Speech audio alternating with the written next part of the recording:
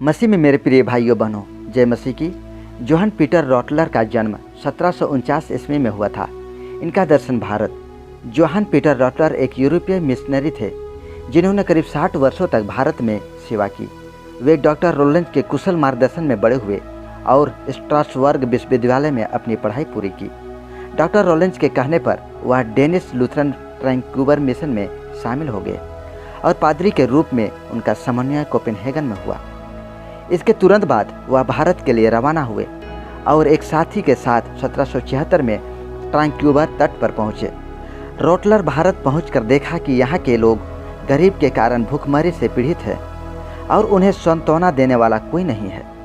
उन्होंने इन लोगों को मसीह के प्रेम से दिलासा देने और उन्हें सच्चाई की ओर ले जाने का प्रयास किया। उन्होंने निष्ठा से तामील सीखी और कहा जाता है कि उन्होंने 1 साल से भी कम समय के अध्ययन के बाद स्थानीय भाषा में अपना पहला उपदेश दिया। उन्होंने साथी मिशनरों के साथ श्रीलंका में सिलोन तक कई मिशनरी दौरे किए।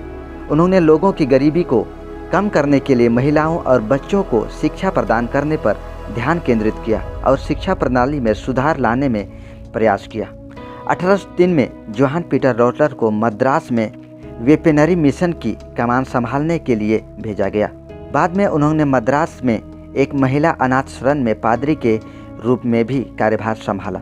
वहाँ शारीरिक और आर्थिक संघर्षों के बावजूद उन्होंने अपने झुंड की कभी उपेक्षा नहीं की।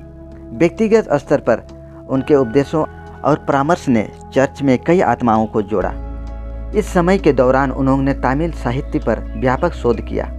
तमिल और अंग्रेजी भाषाओं का एक शब्दकोश प्रकाशित किया, जिससे बाद में मिशनरियों को मदद मिली। उन्होंने प्रार्थनाओं की एक किताब का तमिल भाषा में अनुवाद किया।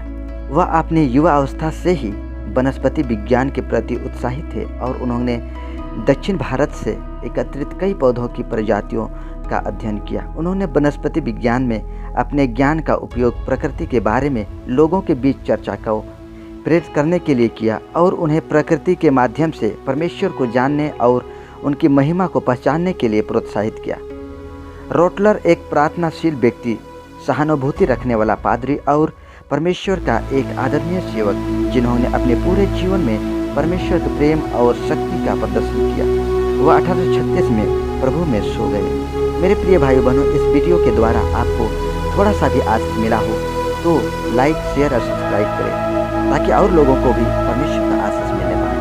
आमीन।